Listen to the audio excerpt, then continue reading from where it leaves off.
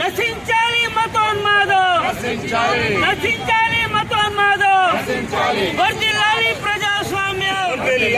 రమణమూర్తి గారిపై దాడిని మతోన్మాది కశ్యప్ రెడ్డిని వెంటనే భారతీయుల ఐక్యత.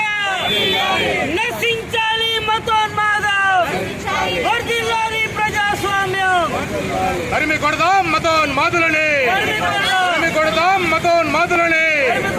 రమణమూర్తి గారిపైన దాడి చేసిన మతోన్మాదిని వెంటనే, రమణమూర్తి గారిపైన దాడి చేసిన మత ఉన్మాదిని వెంటనే భారతీయుల ఐక్యత, భారతీయుల ఐక్యత, భారతీయుల ఐక్యత.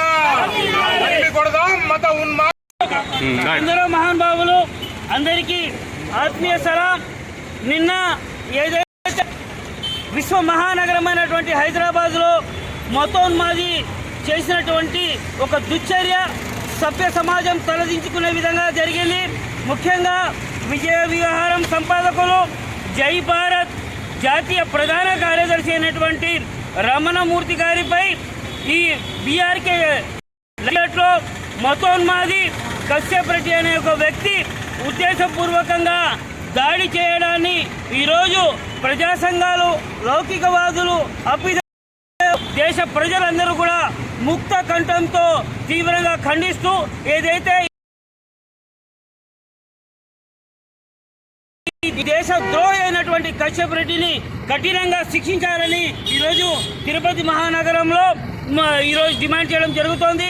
ముఖ్యంగా ప్రజాస్వామ్యంలో, రాజ్యాంగ రక్షణలో ప్రతి భారతీయుడు ముందుకు రావాలి.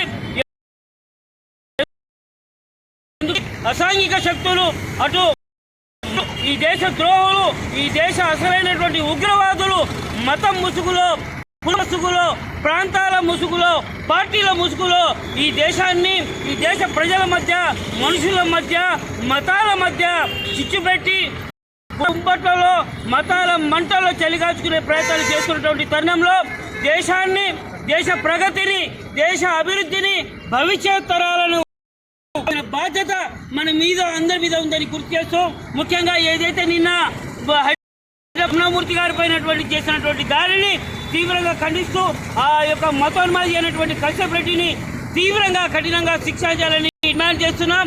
అదేవిధంగా ప్రజాస్వామ్య పరిరక్షణలో ప్రతి భారతీయుడు ముందుకు రావాలి. దేశ భవిష్యత్తు కోసం ఇక ఇటువంటి కూడా అసాంఘిక కార్యక్రమాలు జరగకుండా ఉండాలంటే దేశ ప్రజలు ఏకమవ్వాలని ఈ వేదిక ద్వారా పిలుపునిస్తున్నాం.